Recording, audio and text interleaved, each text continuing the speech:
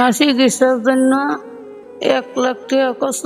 আপনার যে যা পারেন আমার আম্মুর চিকিৎসার জন্য কিছু সাহায্য হাত বাড়িয়ে। আমি এখন আছি কিশোরগঞ্জ একরামপুরে। এই ছবিটা সবাই দেখতেছেন, ওনার গলায় টিউমার হয়েছিল, একটা অপারেশন করা হয়েছে, আরেকটা অপারেশন করতে হবে।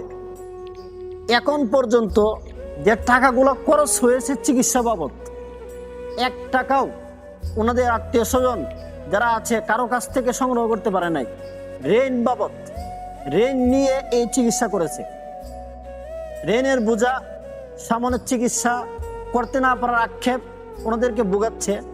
আমি এজন্য ওনাদের কাছে আসছি, যারা সামর্থ্যবান আছেন, আশা করছি আপনারা ওনার পাশে দাঁড়াবেন, ওনাকে সহযোগিতা করবেন, সাহায্যের হাত বাড়িয়ে দিবেন। উপরে বিকাশ নাম্বার দেওয়া আছে, স্ক্রিনেও বিকাশ নাম্বার দেওয়া আছে।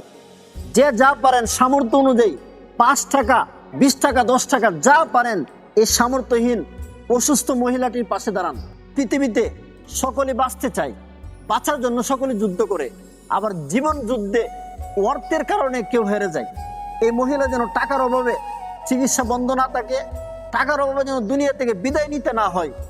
আপনার ব্যাংকে কোটি কোটি টাকা আছে, এই টাকা আপনার সাথে যাবে না। আজকে এই মহিলাটির পাশে আপনি দাঁড়াবেন, 1 টাকা আপনি খরচ করবেন, এই 1 টাকা আপনার কাজে আসবে মৃত্যুর পরে।